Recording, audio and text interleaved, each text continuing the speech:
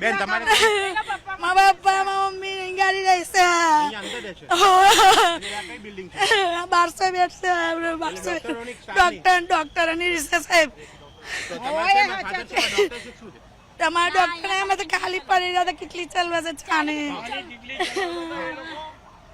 એમના ફેમિલી હતા આ માણસો જે અહીંયાના રહીશો છે અને ચાની કેટલી ચલાવતા હતા અને ત્યાં ગાડી ક્રેશ થયું છે ત્યાં એમના શંકાસ્પદ માણસો 9 થી 10 માણસોનો તેની અંદર આગમાં સળગી જવાથી મોત થયું છે। આ બિલ્ડિંગ શેની છે આ બિલ્ડિંગ ગવર્नमेंट डॉक्टर हाउस है। कितने लोगों की मौत हो चुकी है प्लेन में जितने हैं कोई जिंदा नहीं बचा है और अभी भी डेड बॉडियाँ निकल रही है, अभी भी धुआं निकल रहा है, पानी बहुत गर्म है, वहाँ पाँव डालना भी मुश्किल है और एक एक करके डेड बॉडियाँ निकल रहे हैं।